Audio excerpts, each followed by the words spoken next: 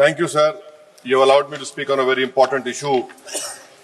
Sir, I would like to point out at the outset that SIR is violative of parliamentary legislation.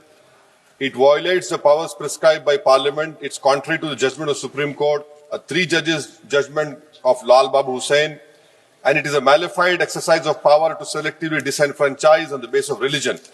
Sir, Election Commission of India cannot be bigger than Supreme Court and Parliament of India, sir. Sir, may I point out to you, sir, the representation of the RP Act of 1950 and Registration Electoral Rules 1960 prescribe that inclusion in the electoral roll will be based on self-declaration of citizenship backed by 106 documents or entity prescribed in Form 6 of 1960 rules, including Aadhaar. Now, this is an act which was passed in Parliament, sir.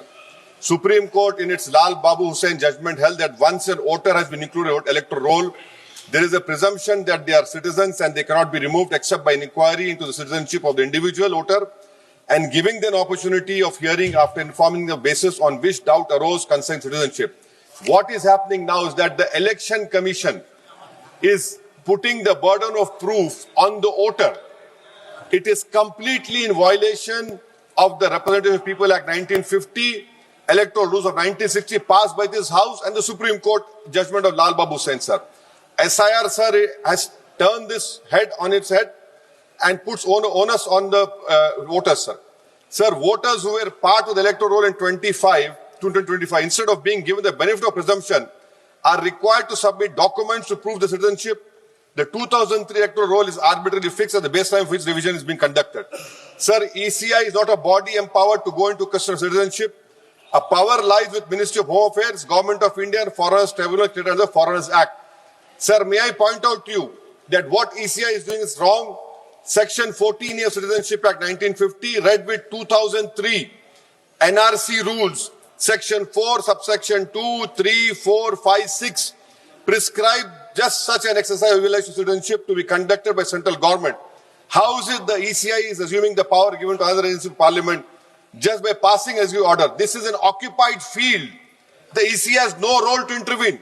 Sir, as per the ECI release, 65 lakh voters were included, whose names were included in the electoral roll after the commencement of SIR exercise omitted from draft roll published on August 1, 2025.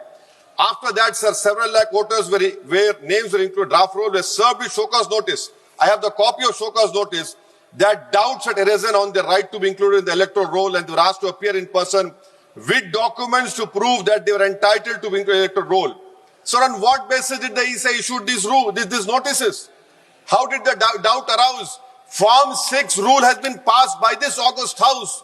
How can the ECI do it? They are violating the sanctity of a law that is passed in this August House, sir. Eventually 3.66 lakh such persons were deleted from the electoral roll with no order made available in the public domain giving the reason for deletion. Sir, under the SIR order, these persons are to be referred to authorities tribunal dealing with illegal foreign migration. Now, sir, look at this, what the government is supporting the ECI.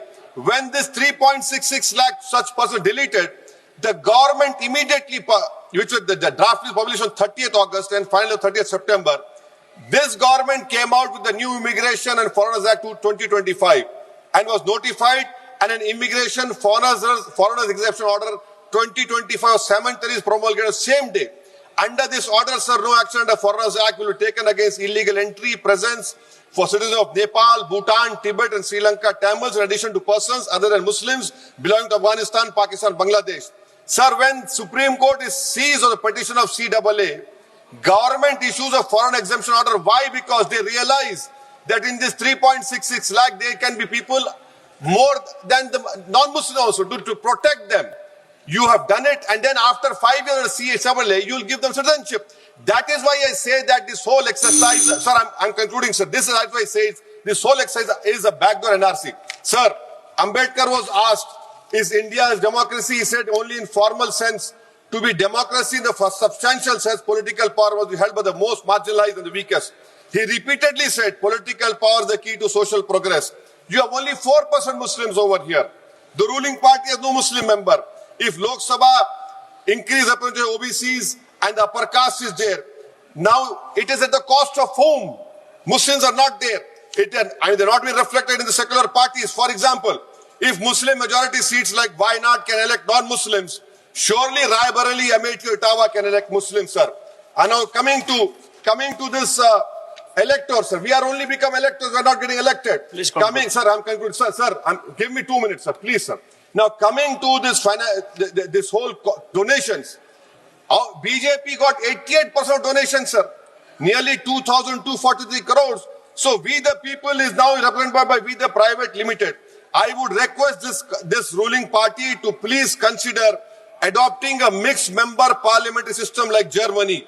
Each voter has 2 votes, one for their MP and one for a political party.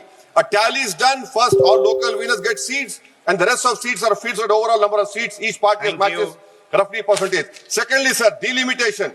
Don't do delimitation like what you have done in Kashmir and in Assam.